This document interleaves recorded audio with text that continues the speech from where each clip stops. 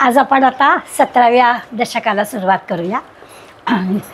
मी मागच्याच वेळेस असं म्हटलं की आता इथून पुढे 17, 18, 19, 20 चारही दशकामध्ये नवीन विषय आपल्याला शिकायचा नाही आहे, परंतु झालेल्या विषयामध्ये आणखीन बारकाईनं प्रवेश करायचा आहे. जसं आता या दशकाचं नावच म्हणजे प्रकृती पुरुष असं आहे. आता प्रकृती पुरुष हे शब्द काही आपल्याला नवीन नाहीत. इतके दिवस आपण दासबोधाचा अभ्यास करताना आपल्याला कळलं आहे की प्रकृती म्हणजे हे सगळं दृश्य जग आणि पुरुष म्हणजे काय तर आपला आत्मा. पिंडाचा विचार केला तर आपला देह म्हणजे प्रकृती. आपण म्हणतो प्रकृती कशी आहे, तर प्रकृती कशी आहे म्हणजे काय, तब्येत कशी आहे म्हणजे काय, तर आपल्या देहाबद्दल असा विचारतो. त्यामुळे देह म्हणजे प्रकृती असं सहज आपल्याला कळतं. आणि हा देह चालवणारी जी शक्ती आतमध्ये आहे, ज्याला आपण आत्मा म्हणतो, जो दिसत नाही तरी तो आहेच आहे, तो आत्मा म्हणजे पुरुष. तसं या ब्रह्मांडाबद्दल विचार करायचा झाला तर दृश्य जग म्हणजे प्रकृती. आणि हे दृश्य जग चालवणारी जी शक्ती आहे, ती शक्ती दिसत नसली तरी ती आहेच आहे, आणि त्याला आपण म्हणतो परमात्मा. अनेक वेळा आपल्याला असं दिसतं की या दृश्य जगामध्ये घडणाऱ्या घटनांबद्दल आपण एवढं विशेष हे करतो व्यक्त, की अरे बापरे असं कसं झालं, म्हणजे जी अशक्य वाटणारी गोष्ट आहे तीसुद्धा आपल्याला दिसते. आणि मग म्हणतो बाबा ही भगवंताची करणी आहे, काहीही होऊ शकतं आपल्या कल्पनेच्या पलीकडे सुद्धा. असं या दृश्य जगामधल्या प्रकृती पुरुषाविषयी किंवा पिंडाच्या प्रकृती पुरुषाविषयी आपल्याला ज्ञान आहे, म्हणजे माहिती आहे. ज्ञान आहे याचा अर्थ काय, तर आपल्याला हे माहिती आहे. या प्रकृती पुरुषासंबंधी आता 10 समासामध्ये आपल्याला खरं म्हणजे अभ्यास करायचा आहे. वेगवेगळ्या नावानी करायचं आहे, शिवशक्ती नावानी करायचं आहे. त्याच्यानंतर हे सगळं करण्यासाठी पुन्हा एकदा श्रवण करायला हवं, अनुमान निरसन करायला हवं. नुसतं अंदाजाने नाही, या गोष्टी आपल्याला अगदी लहान मूलसुद्धा आपल्याला त्याला समजावून द्यावं लागतं, पुरावा सांगावा लागतो, हे का असं करावं लागतं. आणि हे का म्हणजे मी नेहमी उदाहरण देते. बाप्पाच्या तिथे देवांच्या जे समई लावली, निरांजन लावलं की आपण बाळाला म्हणतो हाय आहे, हात लावायचा नाही. आता हे सांगताना आपण काही त्याला प्रत्यक्ष पुरावा नाही दे, लाव हात बघू एकदा असं नाही म्हण, हाय आहे एवढ्या 4 वेळा वारंवार सांगण्याने त्याला कळतं की इथे हात लावायचं नाही, इथे काहीतरी धोका आहे. आणि चुकून एखाद दिवशी काही घडलं तर त्याला बिचाराला ते सहन केल्यानंतर कळेलच. पण न कळतासुद्धा काहीतरी मोठं माणूस सांगताय तर तोही विचार आपल्याला ह्याच्यात कळणार आहे की हे सगळं मी जे सांगतोय, समर्थ सांगताय की या दृश्य जगाच्या आणि हे दृश्य जग निर्माण करणाऱ्या परमात्म्याविषयी किंवा या देहाविषयी आणि हा देह चालवणाऱ्या त्या आत्म्याविषयी मी जे काही सांगतो आहे, किंवा संत जे काही सांगता आहेत, संतांची पुस्तकं जे काही सांगता आहे, ते तुम्ही समजून घ्या. प्रत्येक गोष्टीचा अनुभव आपल्याला असा घ्यायची आवश्यकता नाही. मोठी माणसं सांगतात याचा अर्थ ते बरोबर आहे असा अनुमानाचा विचार पण या समासात आपल्याला करायला सांगणार आहे. विविध पद्धतीनं या प्रकृती पुरुषाविषयी, पिंडाविषयी आणि ब्रह्मांडाविषयी जी काही माहिती आत्तापर्यंत आपल्याला दिली आहे तीच पुन्हा एकदा आपल्याला या 10 समासात शिकायची आहे. आता माणसाचं जीवन कसं असतं तर निरनिराळ्या प्रकारची आपल्या जीवनामध्ये सुखदुःख येत असतात. चक्र असतं, सुखानंतर दुःख, दुःखानंतर सुख. असा कोणी माणूस जन्मापासून आला आहे आणि त्याला दुःख नावाची गोष्ट माहितीच नाही आहे असं होत नाही. आणि ते जर माहिती नसेल तर इतरांचं जाणून घ्यायची त्याची इच्छा असते. मागे एकदा आपल्या भारतामध्ये कोणीतरी जपानची मंत्री आली होती आणि तिने काय इच्छा व्यक्त केली तर मला ऑर्फन चाइल्ड जे आहेत त्यांचं हे बघायचं आहे. तर त्यांनी विचारलं एवढ्या गोष्टी भारतात बघण्यासारख्या आहेत आणि हे कशाला बघायला हवं आहे. तेव्हा तिने असं म्हटलं की मला हे माहितीच नाही आहे की अशा प्रकारचं जीवन असतं म्हणजे नेमकं काय असतं ते मला जाणून घ्या. तर असं पण माणसाचं एक असतं की जे नाही आहे ते पण माणसाला जाणून घ्यायची इच्छा असते. तर अशा सुखदुःखाने माणसाचं जीवन भरलेलं असतं. स्वतःच सगळे अनुभव घ्यायचे असतात असं नाही, दुसऱ्याच्या दुःखाने पण दुःख आपल्याला होतं, दुसऱ्याच्या सुखाने पण आपल्याला आनंद होतो.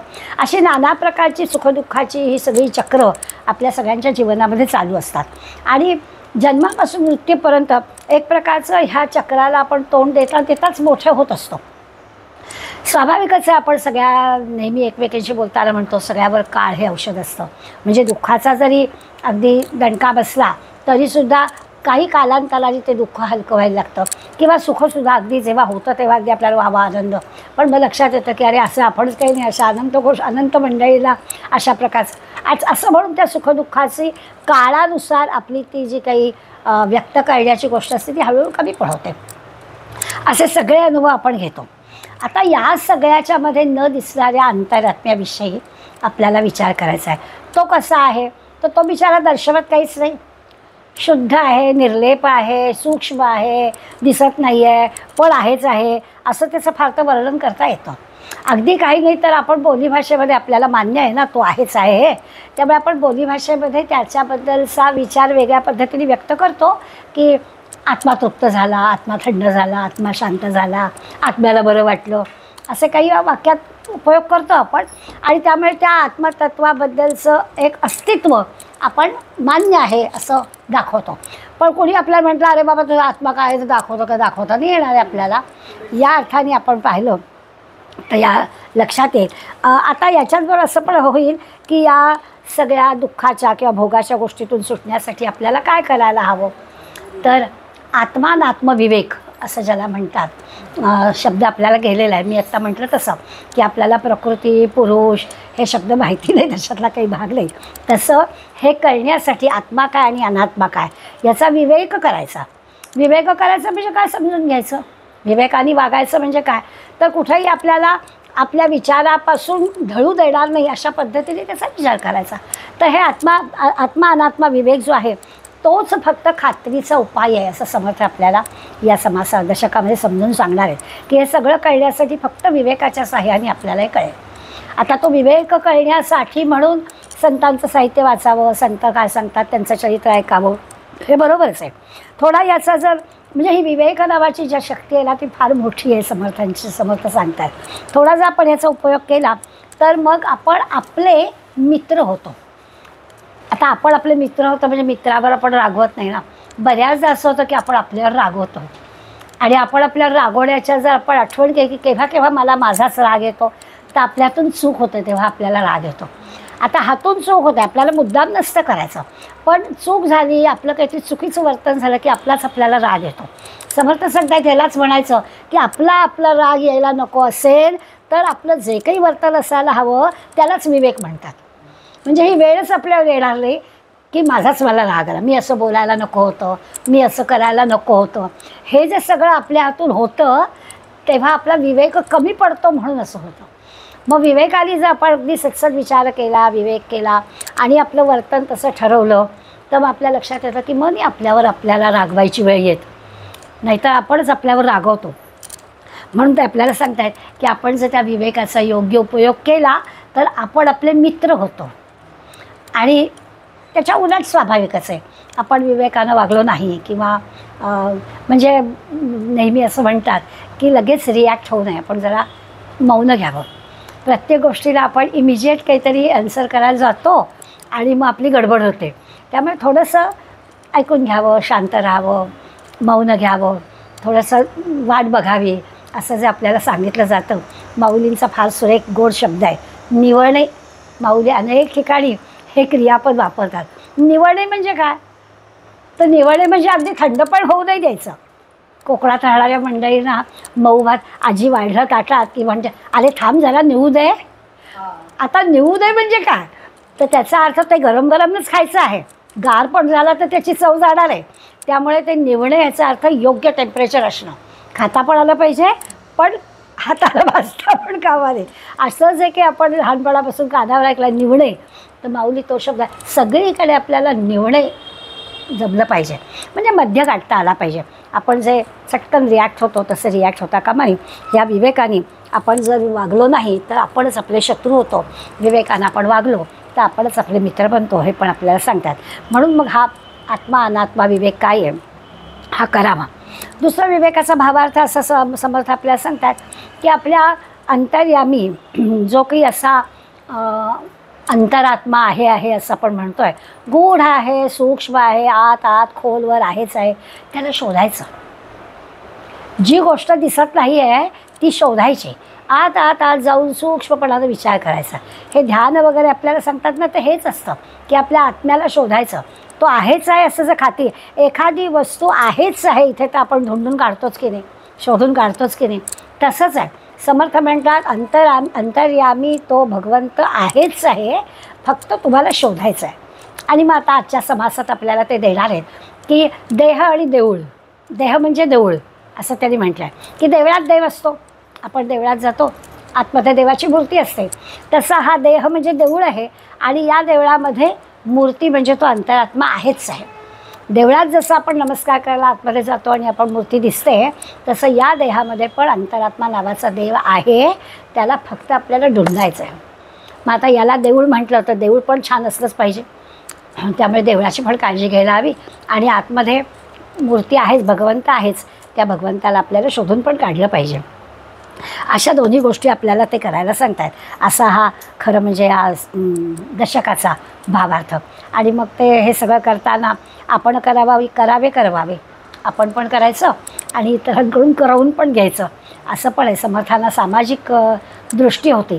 तर फक्त मला आपलं हिमालयात जाईल आणि मग मी ध्यान करीन आणि तपश्चर्या करीन आणि माझा भगवंत प्राप्त करीन, असं काही त्यांचं नव्हतं. सगळ्यांना घेऊन करायचं होतं. स्वामी विवेकानंदांची नेहमी आपण गोष्ट त्यासाठी आठवतो की रामकृष्ण म्हणाले, मी तुझी ती किल्लीच काढून देणार आहे, की तुला नाहीच चालणार, तुला समाजाचा विचार केला पाहिजे. जे जे आपण असे ठावे ते हळूहळू शिकवावे, सगळ्यांना सांगितलं पाहिजे. आपणच फक्त फायदा घ्यायचा असं नाही चालणार. कर तपश्चर्या, घे जाणून भगवंताला, पण त्याचा फायदा सगळ्यांना करून दे. अशा पद्धतीचा विचार जी मोठी माणसं आपापल्या मोठ्या मोठ्या शिष्याला सांगतात, त्याचा अर्थ हाच आहे. ही जी सगळी अद्भुत गोष्ट आहे अंतरात्म्याची, त्याचं ज्ञान करून देण्यासाठी सत्संग हवा, श्रवण हवं, सद्ग्रंथांचा अभ्यास हवा, हेच सगळं आहे. आता तुमच्या लक्षात येईल की मी सुरुवातीला म्हटलं की काही नवीन शिकायचंच नाही आहे. तर ही जी सगळी एवढी प्रस्तावना केली, या प्रस्तावनेत नवीन काहीच नव्हतं. सगळं आपल्याला माहितीच आहे. पण माहिती असणारीच गोष्ट आपण जायचं आहे. आपल्याला जी मळलेली पायवाट आहे तिथून जायला सोपं वाटतं. आणि त्यामुळे आता इथून पुढे आपल्याला माहिती असणाऱ्या गोष्टीच करायच्या आहेत. आजचा जो समास आहे त्याचं जे नाव आहे ना, ते थोडंसं आपल्याला न आवडणारं आहे. म्हणजे पटकन आपण तो शब्द उच्चारत नाही. ह्याचा अर्थ असा आहे की तो शब्द आपण वाईटच गोष्टीसाठी वापरतो. त्यामुळे तो शब्द कानाला नाही आपल्या बरा वाटत, तोंडून उच्चारायला पण नाही बरा वाटत. आणि त्यामुळे समासाचं नाव वाचलं की आपण थोडेसे एकदम अलर्ट होतो. अरे बापरे, हे काय आहे असं वाटतं आपल्याला. पण त्या शब्दाचा अर्थ विचारात घेतला तर आपल्या लक्षात येतं की आपण म्हणतो तसा काही तो वाईट शब्द अशा अर्थाने वाईट नाही आहे. बल याचा अर्थ शक्ती, ताकद. आता आपण ज्या देहाचा विचार करणार आहोत, ते मंदिर जे आहे किंवा तो जे देह जो आहे तो स्थूल आहे. त्या स्थूलाचा, देहाचा, त्या मंदिराचा, त्या रूपाचा असा सगळा जो आकार आहे त्याला देह म्हणायचं. आपण मंदिर असं म्हणलं की आपल्याला कळेल की याला मंदिर म्हणायचं म्हणजे याला देह म्हणायचं. आणि या देहामध्ये शक्ती असली पाहिजे. काही करायचं तर आपला देह चांगला असला पाहिजे ना. अंगात नाही बळ तर काय उपयोग आहे. त्यामुळे बल म्हणजे काय तर ती काही स्थूल देह ज्याला म्हणतो आहे, मंदिर जे म्हणतो आहे ते बल आहे. आणि कुरु ह्याचा अर्थ जसा करणं आहे तसं स्वीकारणे पण आहे. स्वीकारणं किंवा घेणं असं जे म्हणतो त्याला. त्यामुळे त्या देवानी आकार स्वीकारायचा आहे किंवा ईश्वरानं देह धारण करायचा आहे.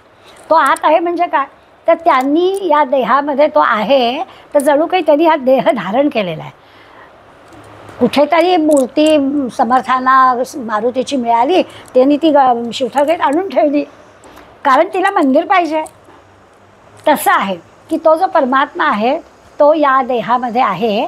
त्या देहरूपी मंदिरात त्याला बसवला आहे. जणू काही त्या ईश्वरानं हा देह धारण केला आहे. माणूस म्हणून ज्याला आपण म्हणतो कुठलाही जीव म्हणतो तर तो परमात्म्याने तो देह धारण केला आहे. प्रत्येक देहामध्ये ईश्वर आहे. तर याचा अर्थ असा आहे की देहादी म्हणजे भगवंतानी हा देह धारण केलेला आहे.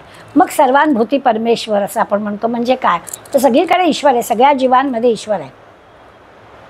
म्हणजे मुंगी मारली किंवा डास मारला तरी क्षणभर वाटतं अरे बापरे पापच केलं की आपण. मग आपण म्हणतो की असं कसं होईल, तो जो मला त्रास देतो आहे आणि तो डास चावला आणि मग नंतर जे काही होतं आणि नंतर जो काही त्रास होतो तो मारलाच पाहिजे ना त्याला. त्यामुळे असं काही नाही आहे. त्या पिंडीवरती विंचू दिसला तर नामदेव महाराज म्हणतात काही नाही, चप्पल घ्या आणि मारा. मग त्या पिंडीची परत स्नान घाला, पूजा करा, फुलं वा. पण आत्ता तो विंचू आहे तर त्याला मारलाच पाहिजे. त्यामुळे त्या गोष्टी शिरायचं नाही. तो देह चांगला ठेवला पाहिजे, स्वच्छ ठेवला पाहिजे. मंदिर आहे ते, यासाठी या सगळ्या गोष्टी करणं भागच आहे. अशा अर्थाने त्या देवानी तो देह स्वीकारला आहे. देवानी त्या देहाचा आकार स्वीकारला आहे. देवानी त्या देहाला शक्ती दिली आहे. अशा पद्धतीने त्या देवाचा विचार केला. खरं तर एकीकडे आपण म्हणतो आहे निर्गुण निराकार ईश्वर, आणि निर्गुण निराकार ईश्वर हे असे आकार धारण करतो आहे. आता आपण एवढ्या सगळ्या बसलो आहे, हा प्रत्येक भगवंताने आकार धारण केलेला आहे. सगळ्यांमध्ये तो ईश्वर आहे. म्हणजे त्या देवानी असे विविध प्रकारचे आकार धारण केलेले आहेत. आहे निर्गुण निराकार आणि एकीकडे म्हणतात आकार धारण केले. ह्या संतांच्या अशा परस्पर उलट सांगण्याच्या विधानांचा अर्थ आपल्याला लावायला लागतो. नेहमी असं आपल्याला अनुभवायला येतं. समर्थांची ओवी आहे. समर्थ म्हणतात, अभ्यासे प्रगट व्हावे, नाहीतर झाकोनी असावे. प्रगट होनी नासावे हे बरे नव्हे. आपल्याला पण पटतं की खरं आहे बाबा, अभ्यास केल्याशिवाय उगाच बोलू नये. आमचा लाजबोधाचा अभ्यास झाला नाही, आम्हाला काही जमणार नाही. 200 समास, त्या 200 समासांचा अभ्यास. पण हेच समर्थ आपल्याला सांगतात, जे जे आपण असे ठावे, जेवढं जेवढं ठाऊ झालं आहे ते सांगावे, ते इतरांचे सांगावे. आता ह्या दोन्ही परस्पर विरोधी वाटणाऱ्या ओव्यांचे अर्थ कसे लावायचे? सगळा अभ्यास झाल्याशिवाय बोलू नका. तर पुढल्या ओवीचा जो उरलेला अर्धा भाग आहे तो पण लक्षात. प्रगट होऊन नासावे हे बरे नव्हे.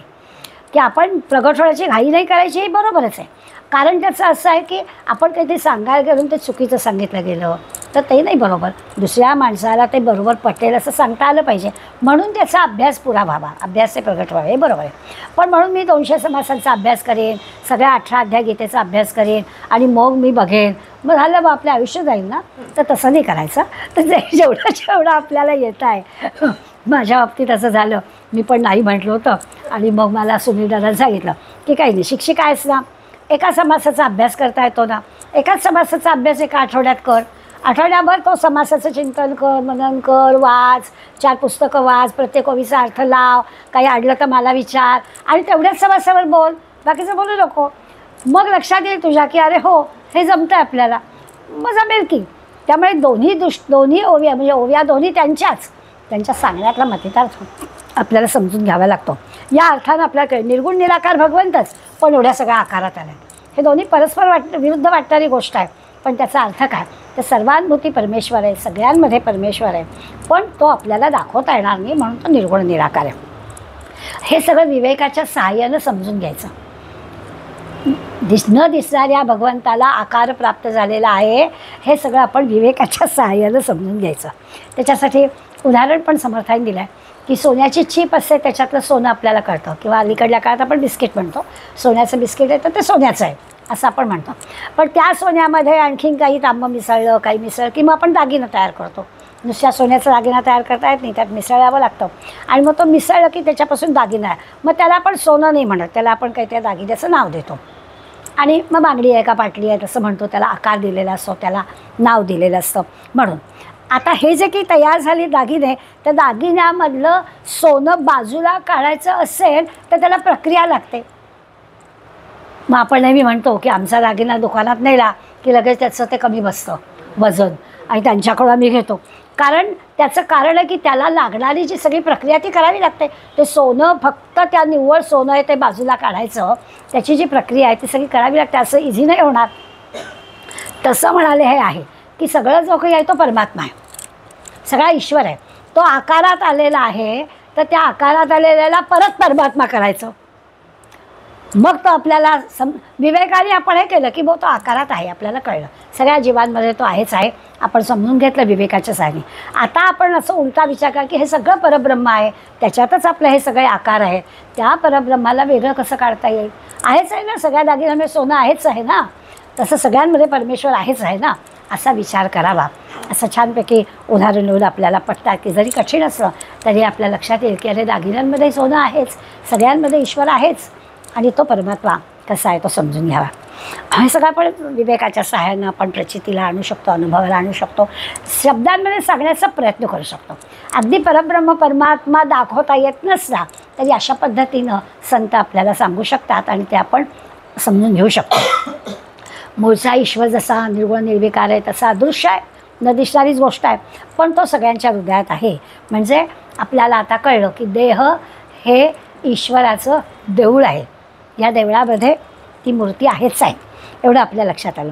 आता या पार्श्वभूमीवर आपण हा समाज जो आहे त्या मग अशी मी समाजाचं नाव न घेता सगळं सांगितलं, त्याला देव बलात्कार असा शब्द वापरला आहे की त्याला मोठ्या बळानं मोठ्या शक्तीनं आपल्याला देवाला समजून घ्यायला हवं आहे. म्हणजे जी गोष्ट शक्तींनी पटवून द्यावी लागते ती गोष्ट इथे होते आहे. म्हणून त्यांनी आपल्याला तो शब्द असा वापरलेला आहे. प्रकृती पुरुष असं म्हटलं आहे आणि प्रकृती पुरुष म्हणताना माऊलींचा थोडा आधार घ्यावा लागतो. समर्थकही माऊलींसारखं असं खूप मोठ्या प्रेमानं 5-25 दृष्टांत असे देऊन आपल्याला समजवत नाहीत. पण माऊली हे सगळं समजावताना सांगतात की अहो काय 2 पावलं पण चाल एक, 2 डोळे पण दृष्टी एक, 2 टिपऱ्या पण नाद एक. तसं हे प्रकृती पुरुष सगळं एकच आहे बरं. मग आपल्याला कळतं की आत असणारा परमात्मा आणि हा देह हे दोघांचं चांगलं छानपैकी जुळलं पाहिजे की मग आपलं सुरुवात जी आपली सुखदुःखाच्या चक्राने झाली त्या सुखदुःखाच्या चक्रामध्ये आपण त्याच गोष्टीकडे अलिप्तपणानं पाहू शकतो की त्या देहाचं सुख देहाचं दुःख आहे, मी कोणीतरी वेगळा आहे असं पाहता येऊ शकतं. जेव्हा आपण असा विचार करतो तेव्हा कळी दोन्ही आहे, प्रकृती आणि पुरुष दोन्ही लागतात. हा देह पण आहे आणि देव पण आहे. या संबंध दृष्टीमध्ये परमात्मा पण आहे आणि सृष्टी पण आहे आणि या दोघांचं मिळून हे सगळं जग चाललेलं आहे.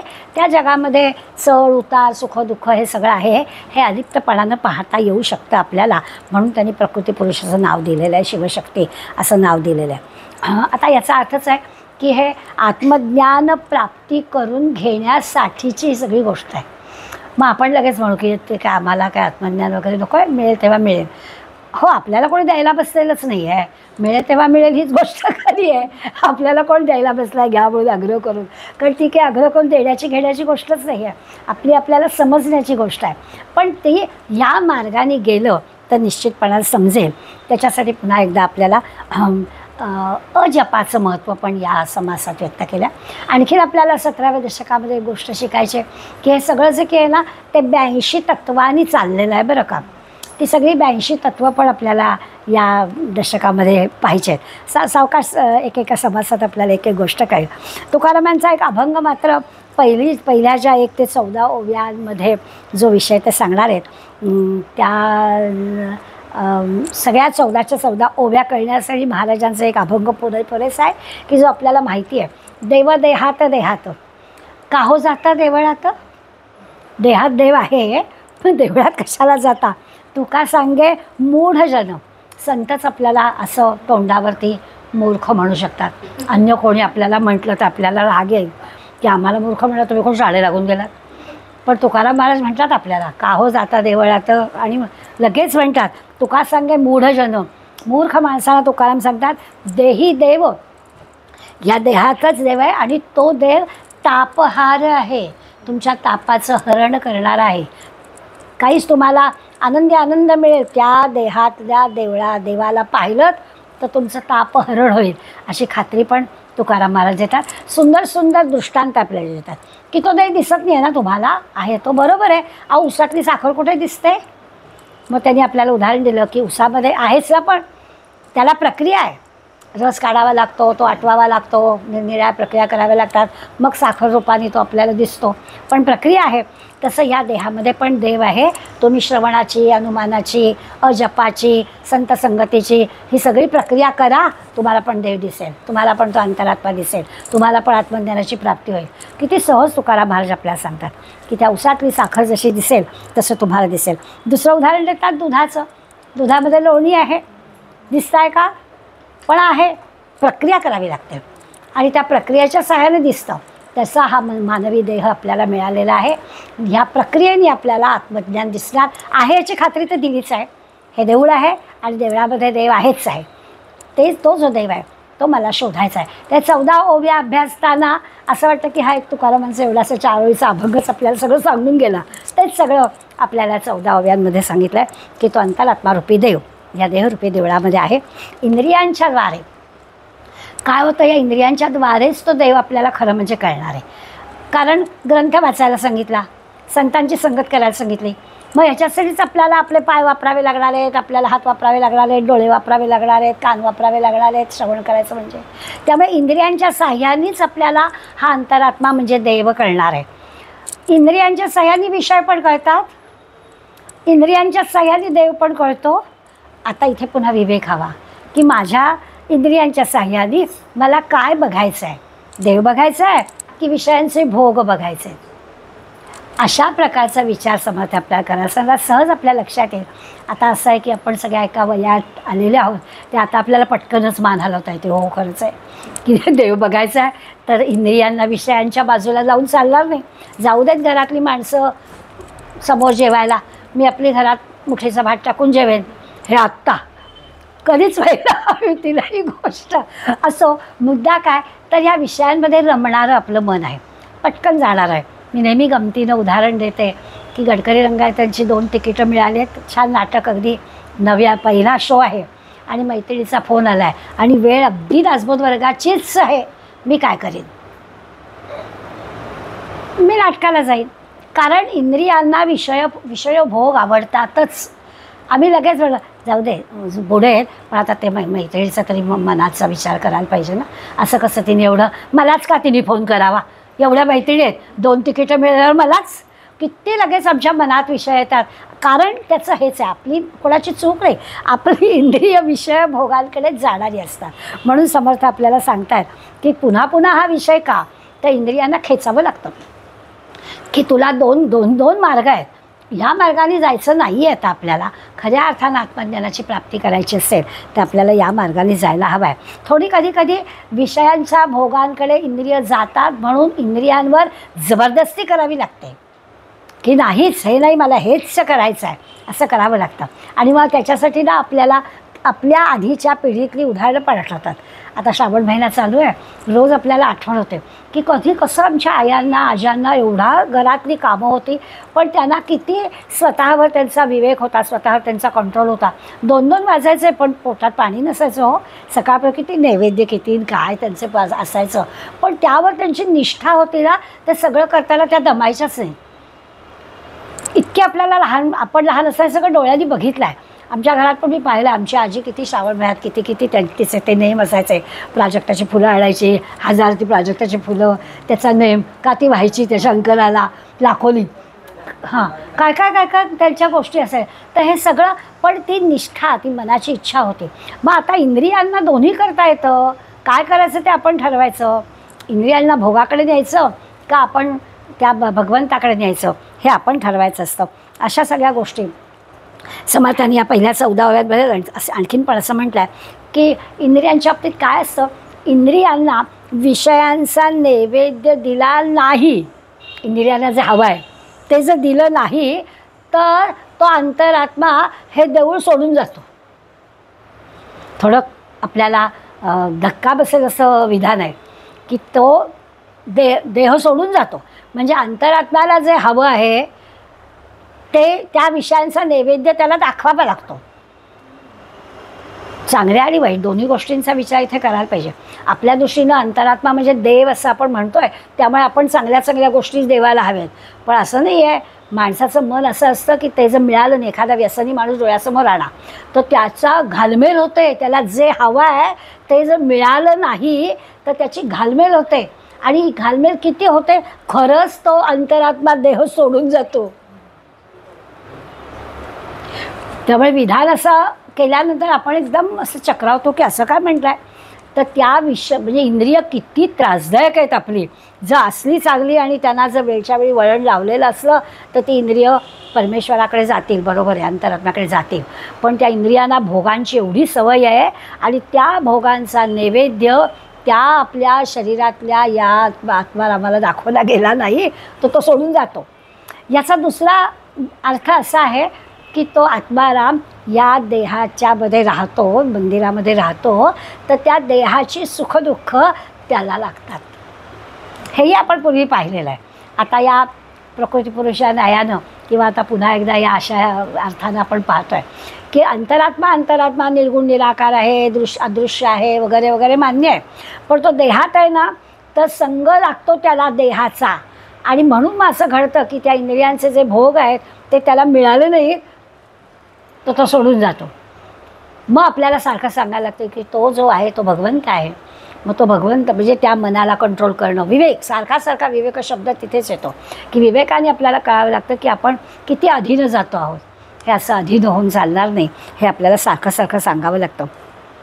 म्हणून देव पाहायचा, तो देव आहे असं लक्षात घ्यायचं आणि मग देव पाहायचा, देऊळ पाहायचं. म्हणजे मग ही इंद्रिय अशी चुकीच्या मार्गाला जाणार नाहीत. आता लक्षात असं येईल की आता देव पाहायचा, देऊळ पाहायचं. या शब्दात देऊळ पाहायचं म्हणजे माणसं पाहिजे. ही सगळी देवळं आहेत ना आणि या सगळ्या देवळांमध्ये देव आहे ना, त्यामुळे ही माणसं पाहिजे. देऊळ पाहायचं म्हणजे माणसं पाहिजे. देव पाहायचा म्हणजे त्या माणसालाच पाहायचं. आणि मग माणसं जी आहेत ती माणसं अभ्यासायची. पाहायची म्हणजे काय तर अभ्यासायची, कारण त्या प्रत्येकाच्यामध्ये असणारा देव आपल्याला कळला पाहिजे. जर देवळं चांगली असतील, देवळं सुखी असतील, तो आतला अंतरात्मा पण सुखी. देवळं नाराज असतील तर तो अंतरात्मा पण नाराज, कारण त्याचा संग त्याला लागला आहे ना.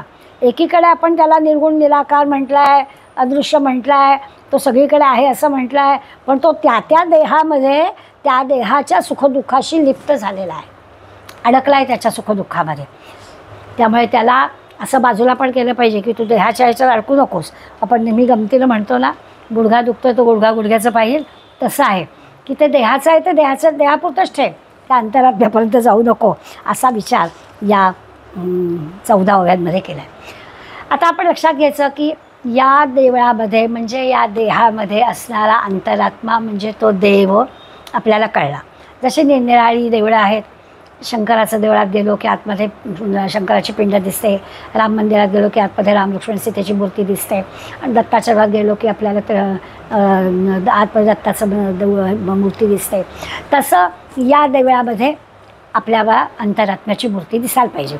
आता ती दिसायला हवी असेल तर याचा अर्थ असा आहे की या देवांचा देव कोणीतरी आहे ना, परमात्मा. आपण पाहिलं आहे पूर्वी ब्रह्मा विष्णू महेशांना ब्रह्माला विचारलं होतं की ब्रह्माने हे विश्व निर्माण केलं, ब्रह्माला कोणी निर्माण केलं. तसं आहे की देवळं कोणी निर्माण केली, आतमध्ये देव आहे.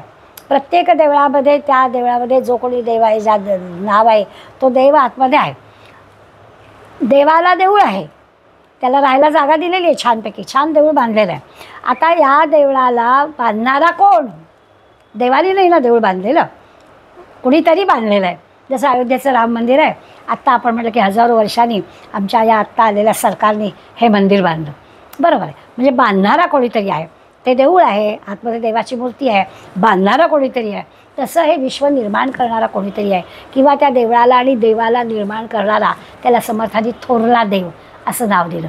हा मोठा देव पण आहे. त्यामुळे आता आपल्या सोयीसाठी आपण परमात्मा असं त्याला म्हटलं, हा अंतरात्मा म्हटलं आणि हा देह म्हटलं. म्हणजे आपल्याला पिंडाचा विचार केला तर आत्ता जे आपण म्हटलं की या देहाची सुखदुःख या अंतरात्म्याला लागतात. विषयांच्या मध्ये भोगांमध्ये जर आपली इंद्रिय जायला लागली तो अंतरात्मा निघून जातो असं पण आपण म्हटलं. मग याचा कोणीतरी आणखीन मोठावरती आहे परमात्मा, त्याचा पण आपल्याला विचार करायचा. परमात्म्याचा अंश इथे आहे आणि त्याच्यानंतर हा देह आहे, असा सगळा विचार आपल्याला केला तर आपल्याला कळेल. मग त्याला म्हणायचं परब्रह्म आहे, सगळ्याचं मूळ आहे, ते निश्चळ आहे, जराही ते हलत नाही. पण निश्चळ असणाऱ्या परब्रह्मामध्ये एक असा संकल्प उठला, जसं आपण एकोहम बहुश्याम असं म्हणतो की त्यालाच असं वाटलं परब्रह्माला की मी एकटा आहे तर बहु व्हावं, पुष्कळ व्हावं, आणि मग तो पुष्कळ झाला. हे संबंध विश्व त्यांनी निर्माण केलं कारण त्याला असं एकटेपण वाटलं आणि त्यांनी पुष्कळ निर्माण केलं. हे आपलं गोष्ट सांगण्यासारखं आहे, पण परब्रह्म सगळीकडे सांगण्यासाठी ही गोष्ट एकोहम बहुश्याम. आता हे जे हा जो संकल्प उठला आणि या संकल्पातून ही सगळी सृष्टी निर्माण झाली, किंवा आपण आपला विचार केला तर आपला हा देह निर्माण झाला असं म्हणूया की परमात्मा आहेच, त्या परमात्म्याने हा देह निर्माण केला. याची 2 अंग असतात. एक अंग असं असतं ते जे ज्ञानमय आहे, म्हणजे आपल्याला सगळ्या गोष्टींचं ज्ञान व्हावं, परमेश्वर कळावा असं वाटणं, हे एक अंग आहे. आणि दुसरं जे अंग आहे तो देह म्हणजे अष्टधा प्रकृती आहे. या दोनही अंगाचा आपल्याला विचार करायला लागतो, वेगळ्या वेगळ्या पद्धतीने विचार करायला लागतो किंवा वेगवेगळा विचार करायला लागतो. इकडे एकात मिसळायचं नाही, परमेश्वराचा पण विचार करायचा, कारण ते ज्ञानाचं अंग आहे. आपल्याला जन्माला आल्यावर नरदेह मिळाला आहे तर आपल्याला 2 अंगांनी देहाचा पण विचार करायचा आहे, पण देह हा नाशिवंत आहे, देह हा अष्टधा प्रकृतीचा आहे. देहाला क्रमवार येणारं बालपण, तरुणपण, वृद्धपण असं सगळं आहे, हे आपण मान्य केलं पाहिजे अष्टधा प्रकृतीमुळे. आणि दुसरं जे आहे ते ज्ञानमय आहे. मग ज्ञानमय अंग जे आहे म्हणजे परमेश्वर जे आहे ते पण आहे. या दोनही अंगांनी, याला आपण ज्ञानमय अंगाला पूर्वी पण शब्द वापरलेला आहे, हे आपल्याला जाणीव या स्वरूपात कळतं, जाणवणं. वारंवार आपल्याला लक्षात येतं की तो परमेश्वर आहेच आहे, आहेच आहे, आहेच आहे. दाखवता येत नाही ती जाणवण्याची गोष्ट आहे। याच्यासाठी आपल्याला पुन्हा पुन्हा ते सांगतात। म्हणजे दृश्य जगामध्ये देहाच्या आधारानं हा अंतरात्मा आपल्याला कळायला हवा, असा खरा म्हणजे त्याचा अर्थ। साधारणपणे या समासामध्ये 6, 7, 8, 9 या ज्या म्हणजे सगळ्या ओळ्या महत्त्वाच्या असतातच, पण आपल्याला कळण्यासाठी लक्षात येईल की देह देवळामध्ये बैसला, कळलं आपल्याला, न भजता मारी तो देहाला, न भजता, जर का देवाला आपण भजलं नाही तर, म्हणून त्याच्या भेणे, भेणे म्हणजे भीतीने, म्हणून त्याच्या भेणे त्याला भजती लोक देवाला का भजतात, का देवाला नमस्कार करतात, का मंदिरामध्ये एवढी गर्दी असते, तर समर्थ सांगतात घाबरतात लोक, आपला त्याला नमस्कार कोण ठेवावा।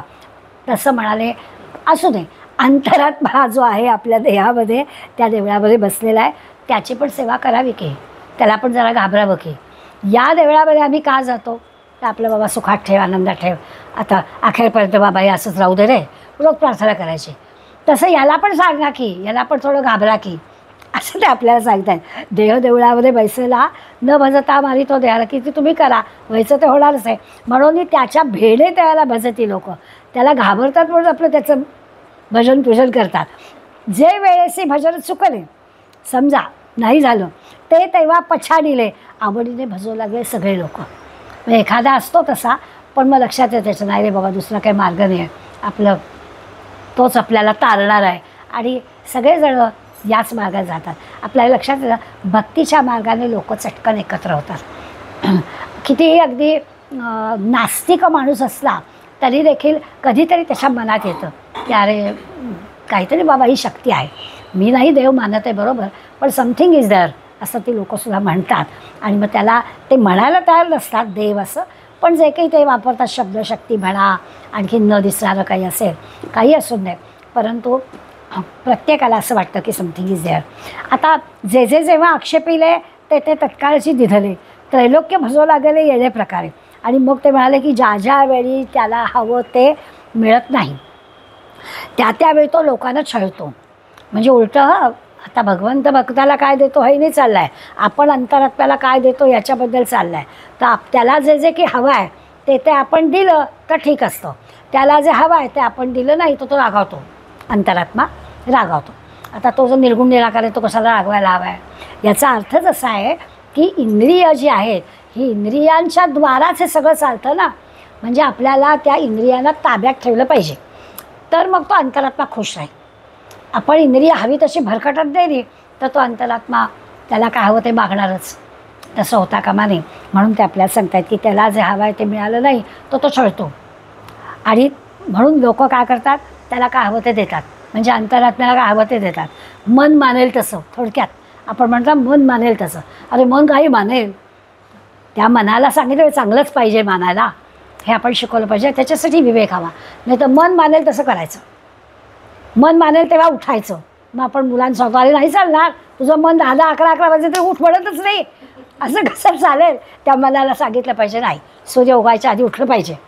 मग त्या मनाला आपल्याला चापकात ठेवायला लागतं, मन मारून काही गोष्टी कराव्या लागतात, ते जे आहे त्या अंतरात्म्याला असं आनंदात ठेवायचं असेल तर आपल्या इंद्रियांकरवीच ही कामं करावी लागतात। याच्यासाठी तो बलात्कार शब्द वापरला आहे, त्यामुळे आपल्याला सहज कळेल 5 इंद्रिय भोग जे आहेत त्या 5 इंद्रियांच्या करवी त्यांनी नैवेद्य शब्द वापरला आहे। नैवेद्य हा चांगलाच असतो, देवाला नैवेद्य असेल तर तो अगदी चांदीचं ताट छानपैकी वाढणं, मूठ पण हवी, इकडे ओघळ तिकडे ओघळ असं नाही चालत, छानपैकी सगळं वाढवावं लागतं। तर तो जसा नैवेद्य तसा या 5 ज्ञानेंद्रियांचा नैवेद्य दाखवायचा आहे, तर त्या 5 ज्ञानेंद्रियांनी चांगल्याच गोष्टी केल्या पाहिजेत ना, यासाठी ते आपल्याला म्हणतात की या 5 इंद्रियांचा भोग आहे, 5 विषयांचा नैवेद्य, म्हणजे 5 जी ज्ञानेंद्रिय आहेत त्या ज्ञानेंद्रियांनी केलेल्या गोष्टी जेव्हा पाहिजे तेव्हा सिद्ध, ती ज्ञानेंद्रिय कशी आपल्या हातात पाहिजेत की त्याला खुशीतच ठेवता आलं पाहिजे, की इकडे तिकडे विषयांकडे त्यांनी जाताच कामा नये असं पाहिजे। असं जर केलं नाही तर काय होतं, 5 ज्ञानेंद्रियांना योग्य पद्धतीनं आपण जर मार्गाला लावलं नाही तर काय होतं, असं ना बारीक बारीक ठिकाणी समर्थक असा चाबूक हातात धरतात, किंवा ते असे अगदी थोडेसे कठोर शिक्षक कसे आहेत ते लगेच ते सांगतात, ऐसे न करिता सद्य रोग होती, असं नाही केलं तर बघा मग निरनिराळे रोग स्पष्ट सांगून टाकलं की इंद्रिय जर तुम्ही ताब्यात ठेवा, आता किती सोपं आहे ना, आपल्याला कळतं किती खायला छान छान आवडतं, जे चालत नाही ते केलं तर दुसऱ्या दिवशी कळतंच किंवा आपल्याला वेगळं काय सांगायचं आहे. त्यामुळे 5 इंद्रिय भोगांचा नैवेद्य जेव्हा जेव्हा आपण देतो, नैवेद्य थोडं थोडं द्यायचं असतं ना, तर तसा नैवेद्य दिला तर सगळं छान छान असतं. पण ते केलं नाही, ऐसे न करिता सद्य रोग होती. तेव्हा ते काय घडतं तर ते स्पष्टच सांगितलं. इतकं सांगून पण नाही थांबले, लगेच पुढल्या ह्याच्यात त्यांनी आपल्याला सांगितलं की खरंच असं जर नैवेद्य नीट दाखवला नाही तर ते रोग होतात वगैरे. ते ठीकच आहे, भाग्य वैभव आणि इतर सगळे पदार्थ इथेच ठेवून मनुष्य मरतो. कुठे आगे बागे काही ठेवलंच नाही आहे, स्पष्ट सांग. जेणे काळे नैवेद्य पावे ना तेणे काळे देव आहे ना, भाग्य वैभव पदार्थ नाना आपण नेहमी म्हणतो सगळं इथे ठेवून जायचं आहे. किती तुम्ही गोळा करा, सगळं इथे 3 बेडरूम 4 बेडरूम बंगला काय जे घ्याल सगळं इथेच ठेवून जायचं आहे. त्यामुळे भाग्य वैभव पदार्थ नाना सांडून जातो. इतकं स्पष्ट शब्दात समर्थाने सांगितलं आहे. मग आता उलट्या क्रमानं विचार केला तर इंद्रिय ताब्यात पाहिजे, मन ताब्यात पाहिजे. हे 11वं इंद्रिय आहे आपलं. 10 ज्ञानेंद्रिय म्हणजे 5 ज्ञानेंद्रिय 5 कर्मेंद्रिय आणि 1 मन. ह्या मनाने ह्या इंद्रियांना ताब्यात ठेवायचं आहे. मनाने इंद्रियात ताब्यात ठेवलं की स्वाभाविकच त्या नैवेद्य शब्द वापरला आहे, योग्य ते भोग भोगायला त्यांनी परवानगी दिली आहे. असं नाही आहे की करायचंच नाही, तर ते योग्य पद्धतीनं योग्य ते भोग भोगायचे आणि त्या अंतरात्म्याला ओळखायचं. ते केलं नाही तर काय घडतं त्याचं विवेचन समर्थाने केलं. पुढल्या 15व्या ओवीपासून समर्थ पुन्हा एकदा त्या परब्रह्माचा विचार करताना आपल्याला सांगणार आहेत की हा जो मुख्य देव आहे ना, तो अशाश्वत गोष्टीचा मुकुटमणी आहे. अशाश्वत म्हणजे एकीकडे तर आपल्याला म्हटलं की देवळामध्ये देव आहे आणि सगळ्या अशाश्वत कायमस्वरूपी, शाश्वत म्हणजे कायमस्वरूपी, अशाश्वत असणाऱ्या गोष्टींचा तो मुकुटमणी आहे. म्हणजे तो चांगला भव्य आहे, भारी आहे, अतिशय सूक्ष्म आहे, निर्णय पद्धतीने त्याचं वर्णन केलं आहे, महिमा त्याचा अगम्य आहे वगैरे वगैरे. पण दशावताराचा विचार केला तर मत्स्यावतार, कुर्मावतार, वराह अवतार या सगळ्यांनी काय केलं तर म्हणे ती पृथ्वी तोलून धरली. सगळ्या अवतारांचा जर आपण विचार केला, आपण दशावतारच्या आरत्या म्हणतो तेव्हा आपण त्या अवतारांचं महत्त्व जाणतो. त्या सगळ्या पृथ्वीला आधार दिला. अवतार धारण करणाऱ्यांनी या सगळ्या पृथ्वीला आधार दिला. आता पृथ्वीला आधार दिला म्हणजे तुमच्या आमच्यामध्ये असणारा तो ईश्वरसुद्धा आपल्याला आधार देतो आहे. शेवटी आपला विषय काय आहे, आपल्याला सगळ्या जगाचं काय होत आहे त्याच्यापेक्षा आपलं काय होतं आहे याचं महत्त्वाचं आहे. त्या ब्रह्मांडाची गोष्ट आपण पिंडाला लावून बघतो प्रत्येक वेळेला. समर्थांना करू दे सगळ्या जगाचा संसार, पण आपण आपला विचार करतो ना. आपला विचार काय तर ते स्वाभाविकच आपल्याला सांगतात की आपला हा सगळा देह सांभाळण्याचं काम कोण करतं. असा जर विचार केला तर तो हा देह धरून ठेवला आहे, तो अंतरात्म्याने धरून ठेवलेला आहे.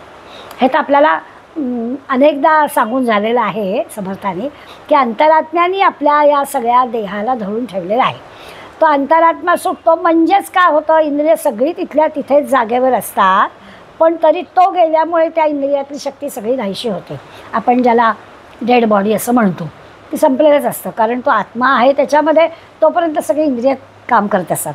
म्हणून त्यांनी आपल्याला सांगितलं की हा जो आहे ना तो सगळ्या अशाश्वत गोष्टींचा मुकुटमणी आहे. तो शाश्वत आहे, तो निश्चळ आहे, पण या अशाश्वत गोष्टींचा प्रमुख आहे. त्याच्यामुळे या सगळ्या गोष्टी चालतात.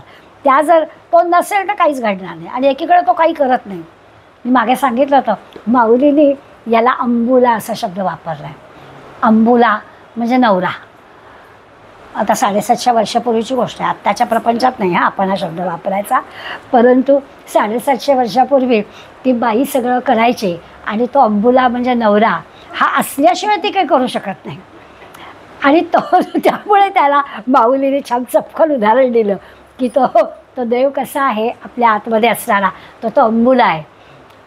तर आपल्याला जुन्या काळामध्ये ठीक आहे, आता तर काही असं नाही, आता आपण बरोबरीच्या नात्याने आपण म्हणतो तो आणि मी, असं काही वेगळं नाहीच. प्रकृती आणि पुरुष 50-50% मान्य आहे, परंतु तो 100% आणि मी नुसतं काम करायचं आणि हा आहे म्हणून असं काही आता कोणी मानणार नाही. परंतु माऊलीने अंबुला का म्हटलं ते आपण नुसतं तरी समजून घेऊ शकू. तर या अर्थाने आपल्या लक्षात आहे की त्यांनी आपल्याला सांगितलं की तो देव निश्चळ आहे, पण अशाश्वत असणाऱ्या जगाला तोच चालवतो आहे. तर तो आहेच आहे, पण ही जी सगळी आपली देहाची आणि इंद्रियांची सगळी मंडळी आहे की हा सगळा देह चालवणं आहे ते सगळं त्याच्या हातात आहे. अशाश्वत गोष्टीला शाश्वत असणारा परमात्मा चालवतो. ही सगळी गूढ वाटणारी गोष्ट आहे की तो निश्चळ आहे आणि तो कसं काय चालवतो. तो नुसता बसणार पण तरी तो असल्याशिवाय चालणारच नाही. अशी मोठी फार गंमतशीर गोष्ट आहे आणि ते 14व्या ओळीपासून समर्थ आपल्याला समजावून देत आहेत. एक 16वी ओळी वाचली की काय, कित्येक देवळी सौख्य पाहे. एवढी सगळी देवळं आहेत. काही काही देवळांमध्ये छानपैकी सौख्य दिसतं. कित्येक देवळी सौख्य पाहे, भरता अवघे सिंध आहे, परी ते सर्व काळ न राहे अशाश्वत. ते म्हणतात कित्येक देवळामध्ये की छान छान अगदी सुखाला भरती येते, आनंदी आनंद असतो, जणू काही सुखसमुद्र वाहतो आहे. अशा पद्धतीनं एखाद्या देवळामध्ये सुख असतं, बरोबर आहे. पण ही जी सुखसागराला आलेली भरती आहे ती शाश्वत नसते. बरं आत्ता आहे आणि म्हणून आपण कितीतरी वेळा असा अनुभव घेतो की एखाद्या माणसाला काय म्हणताय, आत्तापर्यंत सगळं छान छान आहे, पुढलं माहिती नाही. कारण त्याचं हे आहे की हे शाश्वत नाही आहे. म्हणून ते आपल्याला सांगतात की आपोआपच असं होतं की हे सगळं जे आहे सुखसमुद्राची भरती ती तात्पुरती असते, ती शाश्वत नसते. त्यामुळे मग सुखामध्ये आपण हुरळून जायचं नाही, दुःख आलं तरी फार होरपळून जायचं नाही, असं जे आपण म्हणतो ते त्या अर्थाने आहे. त्याची आठवण पुन्हा एकदा या 20व्या ओळीपर्यंत समर्थाने आपल्याला करून दिली. आणि नंतर शेवटच्या भागामध्ये त्यांनी आपल्याला हे आता आपल्याला कळलं की प्रपंच आणि परमार्थ या दोन्ही गोष्टी आपल्याला करायच्या आहेत आणि ह्याच पद्धतीनं करायच्या आहेत. त्यामुळे हे करता करता काय करायला हवं, हे करण्यामध्येच आपल्या जीवनाचं सार्थक आहे. ही गोष्ट खालीच आहे की उत्तम प्रपंच पण करता आला पाहिजे, उत्तम परमार्थ पण करता आला पाहिजे. प्रपंच न करता परमार्थ करणं हे पण बरोबर नाही. प्रपंच सोडून गेलो आणि काही नाही मला आपलं ध्यानधारणाच करायची असं नाही चालणार. तू प्रपंच सुरू केलास ना, ती पण तुझीच जबाबदारी आहे. तसा उलटं पण आहे की नुसता प्रपंच पण करून चालणार नाही, प्रपंच पण करावा आणि परमार्थ पण करावा, ह्याच्यातच आपलं सार्थक आहे. आणि ते करण्यासाठी या अंतरात्म्याचं अनुसंधान ठेवावं, म्हणजे विवेक करावा, काय योग्य काय अयोग्य हे आपण समजून घ्यावं. असं जो करणारा चिंतनशील संत, त्याला संतच म्हणावंसं वाटतं, कारण तुम्ही आम्ही सारखे असे आपले चढउतार असतात. हो, बरं झालं की आपण बरे असतो, जरा की गडबड झाली की आपण एकदमच गडबडतो, तर तसं होता उपयोगी नाही. असं ज्याच्या जीवनात होत नाही असा जो चिंतनशील माणूस आहे त्याला तो परमात्मा कळलेला असतो. दिसतात बरं का आपल्याला भोवताली अशी उदाहरणं दिसतात आणि त्या सगळ्या उदाहरणांचे आजही दिसतात. आणि खरोखरच येणाऱ्या सगळ्याला कसं हिमतीनं तोंड देणारी मंडळी आहेत आणि आपल्याला असं आश्चर्य वाटतं की तो जो काही परमात्मा आहे तो त्याला कळलेला आहे असा होता. या माणसाला योगी म्हणायचं. आपण सद्यस्थितीतली चालू ह्याच्यातली उदाहरणं देऊ शकत नाही म्हणून द्यायची नाहीत आणि मग जुनी द्यायची. जसं आपण म्हणतो की लोकमान्य टिळकांचा प्लेगची साथ होती आणि लोकमान्य टिळकांचा मुलगा गेला. प्लेगच्या साथीत घराघरामध्ये साथ चाललेली होती, अशा घटना रोज घडत होत्या. आणि हे मात्र केसरीच्या कार्यालयामध्ये कामाला गेलेले होते. तो शेजारचा मुलगा सांगायला आला, बलवंतराव घरी चला. आता ह्यांना ऐकायला आलं नव्हतं का, ऐकायला आलं होतं, परंतु तो केसरीचा अग्रलेख वेळेवरती पुरा करून प्रेसला दिलाच पाहिजे, उद्या लोक काय वाचतील ही जबाबदारी होती. तो पुन्हा पुन्हा सांगतो, बलवंतराव घरी चला, आपला मुलगा गेला आहे. पण यांनी सगळं काम शांत चित्तानं पूर्ण केलं. बघा इंद्रिय ही कशी आहेत, त्या इंद्रिया जर आपण ताब्यात ठेवून केलं तर ती कशी राहतात. आणि सगळा अग्रलेख शांतपणे पुरा केला. तो केसरीच्या कार्यालयामध्ये तो दिला आणि वरती त्याला असं म्हणाले, घराघरामध्ये हे घडतं आहे, आज माझ्या घरात घडलं. ही जी काही वृत्ती आहे ही सामान्य माणसाची, बघ ते योगी. म्हणून पुढच्या अखेरच्या या समासाच्या याच्यामध्ये हे ज्याला साधतं, हे दोन्ही करायचं, प्रपंच आणि परमार्थ दोन्ही करायचं, पण हे दोन्ही करताना हे जे संतुलन आहे ते ज्याला बरोबर साधतं तो योगी असतो, असं वर्णन समर्थ आपल्याला करतात. दोन्हीकडे यश मिळवावं लागतं तर ह्या जन्मात आलेल्याचं सार्थक होतं. आणि मग असं जेव्हा होतं अशा लोकांकडून परमार्थ श्रवण करावा. अशा लोकांची उदाहरणं समोर ठेवून इतकं सगळ्यांना सगळं असं जमणार आहे अशातला भाग नाही, पण आलेलं जे दुःख आहे ते हलकं करण्यासाठी अशी संतांची संगत, अशी योगी माणसांची संगत आपल्याला असावी. त्यांच्याजवळ असणारे हे सद्गुण आपल्या अंगी आणण्याचा आपण प्रयत्न करावा. अशा लोकांजवळ निरनिराळ्या गोष्टी म्हणजे धर्मस्थापनेची चळवळ समर्थ म्हणतात करायची ती सामान्य माणसं जमतच नाही. अशीच माणसं लागतात त्याला, की तो वैयक्तिक त्याचा विचार करायचा नाही. आज सगळ्यांचा विचार लोकमान्यांना करावा लागला. अर्थात म्हणूनच ते लोकमान्य होते आणि म्हणून त्यांनी असं करू शकले ते. नाहीतर एखादा गर्भगळीत झाला असता आणि कसलं अग्रलेख आणि कसलं काय, आता घरी जायला पाहिजे असा विचार त्यांनी केला नाही, म्हणून आपण त्यांचं नाव घेतो. तर अशा पद्धतीने शेवटच्या भागामध्ये या अशा योगी माणसाचं वर्णन करतात. थोर पुरुषांचा जो थोरपणा असतो तो तुम्हा आम्हाला सन्मार्गाला लावण्याला उपयोगी पडतो, म्हणून करावं. समर्थ आपलं सामान्य उदाहरण दिलं आहे की आपल्याला इतकं जमायला पाहिजे, पोहायला यायला एवढंच नाही पुरणार, बुडणाऱ्याला वाचवता आलं पाहिजे. माझं मी सगळं छानच करतो असं नाही पुरणार. लोकमान्यांनी उदाहरण घालून दिलं की असं पण जमलं पाहिजे. त्यामुळे आपल्याला तर जमलं पाहिजेच, पण इतरांनासुद्धा आपल्याला अशा सगळ्या गोष्टींपासून सावध करता आलं पाहिजे, दूर काढता आलं पाहिजे असं ते आपल्याला सांगतात. सगळ्या शेवटच्या 24 ते 30 ओव्यांमध्ये हा विचार त्यांनी केला. दोन्हीकडे प्रपंच परमार्थ किंवा इहलोक परलोक असं म्हणूया, दोन्हीकडे यामुळे यश मिळतं. आपल्याला कधीकधी निरनिराळ्या ठिकाणी असे बारीक बारीक विषय वाचायला मिळतात आणि दासबोधाशी त्याची जोड घालता येते. गुरुशिष्यांच्या संवादामध्ये अशा प्रकारच्या गोष्टी दिसतात. कारण हे सगळं जे आहे हे सद्गुरू आपल्याला शिकवू शकतो आणि सद्गुरूंनी शिकवलं तर ते आपल्याला पटतं, संतांनी सांगितलं ते आपल्याला पटतं.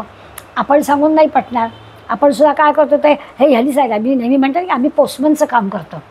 पोस्टमन काय करतो, लिहिलेलं पत्र आपल्याला आणून देतो. तसं संतांनी काय सांगितलं आहे ते आपण इतरांना सांगतो. आपल्या ह्याच्यात काहीच नाही आहे अशा पद्धतीचा विचार असतो. पण आपलं सांगून कुणी ऐकणारच नाही, हे संतांनीच सांगितलेलं आहे म्हणूनच लोकांना पटतं. म्हणून ते आपल्याला सांगतात की भगवान रामालासुद्धा सद्गुरूंकडे जायला लागलं, वशिष्ठांकडे गेले आणि वशिष्ठांकडे म्हणजे अवतार धारण करून आलेल्या भगवंतालासुद्धा तुम्हा आम्हाला समजण्यासाठी 12 वर्ष गुरुगृही राहावं लागलं. कृष्णाला सुद्धा सांदीपनीच्या आश्रमामध्ये 12 वर्ष राहावं लागलं. नाही तर खरं हा परमात्मा स्वतःच याला काय करायचं होतं काही शिकून, परंतु तुम्हा आम्हाला कळलं पाहिजे की शिकल्याशिवाय हे जमणार नाही आहे. संतांनी सांगितलेलं ऐकलं पाहिजे, श्रवण केलं पाहिजे, आत्मसात केलं पाहिजे, सारखं सारखं पुन्हा पुन्हा ऐकलं पाहिजे, तर आपल्याला ते कळणार आहे. आणि ते या अवतार धारण केलेल्या मंडळींपासून सुद्धा आपल्याला करायचं आहे. तर आपण ज्याला भगवान असं म्हणतो त्यांचं जे जीवन आहे ते सगळं जीवन त्यांच्या गुरूंनी त्यांना त्या कामाकडे वळवलेलं आहे. भगवान श्रीधर स्वामी असं आपण म्हणतो. किती श्रीधर स्वामींनी हाल काढलेले आहेत. नुसतं श्रीधर स्वामींचं चरित्र पाहिलं की आपल्याला कळतं की सोपी गोष्ट नाही आहे. मी नेहमी एकच उदाहरण पुरेसं असतं. गडावरती श्रीधर स्वामी राहायचे आणि किती म्हणजे सद्गुरूमय किंवा समर्थांवर किती निष्ठा होती, किंवा हे नुसतं फक्त समर्थ कार्य करणं असं जणू काही त्यांनी आपल्या जीवनाचं हे बसवलेलंच होतं, दुसरं काही नव्हताच विषय. आणि गमतीचं उदाहरण असलं तरी ते मोठं आपल्याला हृदयाला भिडतं. आणि कोणीतरी दर्शनाला रामाला येणारी लोकं होती, स्वामी तिथे असायचे आणि कंदी पेढ्याचा पुडा कोणीतरी रामाच्या समोर ठेवला होता आणि नुसतं मनात आलं, प्रत्यक्ष नाहीच, फक्त मनात आलं पेढा खावा असं, प्रत्यक्ष कृती केली नाही, नुसतं मनात आलं आहे, इंद्रियांना ताब्यात ठेवलेलं आहे, इंद्रिय जराही सैल गेलेले नाही आहेत, घेतलेला नाही आहे, किंवा आत्ता नाही मग सगळ्या हे आले नैवेद्य सगळे आत आले की मग असंही केलेलं नाही आहे. यांनी काय करावं, मनात आलं ना, ते पेढे त्यांनी शेणात कालवले आणि तो पेढा खाल्ला की त्या पेढ्याची चवच माझ्या जिभेला आता इथून पुढे लागता कामा नये. असं सगळं ऐकलं की संत मंडळी आपल्यासमोर असे दाखवतात की इंद्रियांना ताब्यात ठेवण्यासाठी या मंडळीचा किती त्रास सहन करावा लागला आहे, सोपं नाही आहे. तर असं सगळं पाहिलं आणि म्हणून ते भगवान ही उपाधी काही अशी सहज प्राप्त झालेली नाही आहे. तर भगवान गोपाळकृष्ण, भगवान जय श्रीराम, भगवान लता श्रीधर स्वामी असं जे आपण म्हणतो, तो भगवान ही काही गोष्ट अशी नाही आहे. स्वामी रामतीर्थ होते, हे सुद्धा मोठे ब्रह्मनिष्ठ तत्त्वज्ञानी होते. या सगळ्या मंडळींनी असं खूप सगळं सहन केलेलं आहे. तुलसीदास म्हणतात की ब्रह्मा आणि शंकर हे महाज्ञानी जरी असले तरी त्यांनासुद्धा गुरुशिवाय हे काही करता आलेलं नाही आहे. त्यामुळे आपल्याला आता गुरु नाही म्हणून बसायचं का, आम्ही ना कोणा सद्गुरू नाही केलं म्हणजे आमचा वाया गेला का, असं नाही आहे त्याचा अर्थ. संत हे आपले सद्गुरूच आहेत. सद्ग्रंथ हे पण आपले सद्गुरूच आहेत. अशा निष्ठेनं आपण काम करायला हवं असं पण ते शेवटच्या भागामध्ये आपल्याला सांगतात. हे जे काही ब्रह्मानुभूती आत्मज्ञान वगैरे आहे, हे आपलं मनुष्य देह मिळाला आहे म्हणून हे सगळं समजून घेणं आपलं कर्तव्यच आहे. वारंवार समर्थ आपल्याला ही गोष्ट जाणीवपूर्वक सांगतात की आपण फार भाग्यवान आहोत की आपल्याला नरदेह मिळाला आहे. नरदेह मिळाला आहे म्हणूनच आपण ही गोष्ट करू शकतो आहे. अन्य कुठल्याही 84 लक्ष योनीतल्या जीवाला हे साध्य होऊ शकत नाही. म्हणून नरदेह श्रेष्ठ आहे आणि या नरदेहाचं म्हणजे मंदिर देऊळ श्रेष्ठ आहे. या देवळाचा आपल्याला विचार करायचा आहे. आपोआपच हे सहजच सद्गुरूंच्या संतांच्या सहाय्याने आपल्याला हे कळेल. ईश्वरप्राप्तीसाठी हे सगळं करणं भाग आहे. आणि आपलं ध्येय नक्की झालंच पाहिजे. आपण काय म्हणतो की आपण ना अल्पसंतुष्ट असतो. आपलं जे काही चौकट आहे त्या चौकटीत सगळं छान चाललं आहे ना, असं इतपत असतं की आपण पुरे. पण समर्थ आपल्याला आठवण कोण देतात की आपल्याला परमेश्वराला भेटायचं आहे, त्या अंतरात्म्याला भेटायचं आहे, ते आपल्याला करायचं आहे. आत्मज्ञानाची प्राप्ती होणं हे आपलं काम आहे. मग हे करण्यासाठी आपल्याला काय करायला हवं, तर त्यांनी आपल्याला सांगितलं की नेहमीची जी क्रमवारी आहे ते पहिलं काय तर अहंकार सोडून द्यावा, नेहमीचा मुद्दा आहे. शेवटच्या ह्याच्यात तरी आपल्याला सांगितलं सत्संग करावा, सत्शास्त्र श्रवण करावं, हे तर आपल्याला मान्य आहे. अखंड हो तसे विवरण, अखंड जे काही त्या सत्शास्त्रांचं विवरण चाललेलं आहे, ज्याला आपण कीर्तन म्हणू, प्रवचन म्हणू, पुराण म्हणू, ते सगळं गाणं ऐकावं. नाना सत्संग आणि उत्तम गुण परोपकाराचे.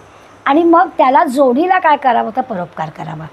हे तर सगळं ऐकावं, विवरण करावं, साहित्य ऐकावं, संत ग्रंथ ऐकावेत, हे करावं. त्याच्या जोडीला परोपकार करावा, हे पण आपल्याला कळलं. पुढे जे सत्कीर्तीचे पुरुष ते परमेश्वराचे अंश, ज्यांची अशी सगळी कीर्ती झाली, म्हणजे आपण संत योगी ऋषी मुनी यांचाच विचार करूया. त्यांनी काय केलं, धर्मस्थापनेचा हव्यास तेथेही असे. यांनी सुद्धा धर्मसंस्थापना केलीच. म्हणजे असं नाही, पुन्हा पुन्हा समर्थ आपल्याला जाणीव करून देतात की फक्त आपल्याला आत्मज्ञान होणं हे अपेक्षित नाही आहे, तर हा अनुभव सगळ्यांना आला पाहिजे. विशेष सारासार विचार तेणे होये जगदोद्धार, तर आपल्याला हे होईल. म्हणजे आत्माविवेकाने सुरुवात केली आणि सारासार विचारापर्यंत आले. आत्मा अनात्मामधला फरक केला, सार आणि असार, चांगलं काय वाईट काय, तिथपर्यंत आले.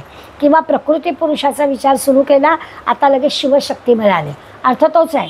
प्रकृती पुरुष म्हटलं काय आणि शिवशक्ती म्हटलं काय, अर्थामध्ये काही भिन्नता नाही आहे. पण मग दोन का, शक्ती असं का म्हटलं आणि प्रकृती असं का म्हटलं, असा प्रश्न मनात आला की मग दोघातला फरक कळतो की ह्या प्रकृतीमध्ये काहीतरी विशेष शक्ती आहे. पुरुष आणि प्रकृती आपल्याला कळलं की पुरुष म्हणजे परमात्मा आहे आणि दृश्य जग आहे ती प्रकृती आहे, किंवा ही आपला देह जी आहे ती आपली प्रकृती आहे आणि देहामध्ये असणारा जो आत्मा आहे तो म्हणजे आपला भगवंत आहे, हे आपल्याला कळलं. मग आता त्याला शिव आणि शक्ती का म्हटलं, तर प्रकृतीमध्ये सगळी शक्ती आहे. ही जी सगळी दृश्य जग आहे त्याच्यामधली सगळी शक्ती आहे. हा जो देह आहे या देहामध्ये सगळी शक्ती आहे. कारण त्या देहातल्या त्या देवाला पाहायचं असेल तर त्या देहामध्ये शक्ती हवी, कारण इंद्रियांच्या साह्यानेच त्याला पाहायचं आहे. अशासाठी आता शिवशक्तीकडे ते आपल्याला नेणार आहे.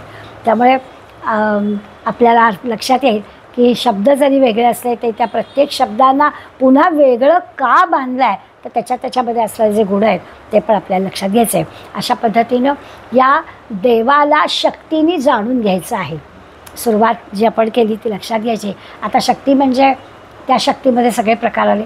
फक्त शारीरिक शक्ती बल अशा अर्थाने नाही, तर त्याच्यामध्ये बुद्धी आहे, युक्ती आहे, सगळ्या गोष्टी आहेत. आणि म्हणून ते सत्संग श्रवण वगैरे वगैरे सगळ्याची ही शक्ती आपल्याला देव जाणायला उपयोगी पडणारी आहे, असा त्याचा अर्थ. त्यामुळे 30 ओव्यांचा समास आहे. 3च मुद्दे या समासात दिलेले आहेत. पण शब्द कळले की आपल्याला तो सगळा समास कळतो. पुरुष कळला, प्रकृती कळली, आत्मज्ञानाचा अर्थ कळला, देह कळलं, देऊळ कळलं, आणि त्या देवळामधला तो जो देव आहे त्याच्यासाठी जाण्याचा जो मार्ग आहे तो संत श्रवण करणं, संत साहित्याचा अभ्यास करणं, या मार्गाने गेलं की आपली इंद्रिय आपल्या ताब्यात ठेवता येतात. आणि मग तो जो देवाला नैवेद्य दाखवायचा इंद्रियांच्या माध्यमातून, तो नैवेद्य दाखवला तर तो अंतरात्मा खुश होतो. आपला नैवेद्य वेगळा असेल तर तो अंतरात्मा कसा खुश होणार. तर वेगळा म्हणजे काय, इंद्रिय भोगांकडे गेली तर त्या अंतरात्म्याचा नैवेद्य वेगळा होईल, तर तो नैवेद्य वेगळा होता कामा नाही. तो आत्म्याला आनंद मिळेल अशा प्रकारचाच नैवेद्य आपण दाखवावा, अशा प्रकारचा विचार समर्थांनी या समासात आपल्याला सांगितलं. आता पुढल्या वेळेला आपण शिवशक्तीकडे जाऊ.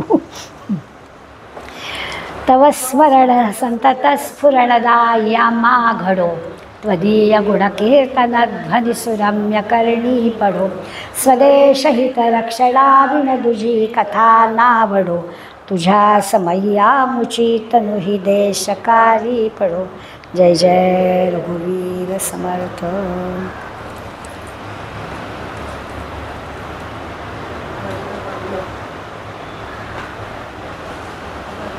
ते लाल त्याच्यावर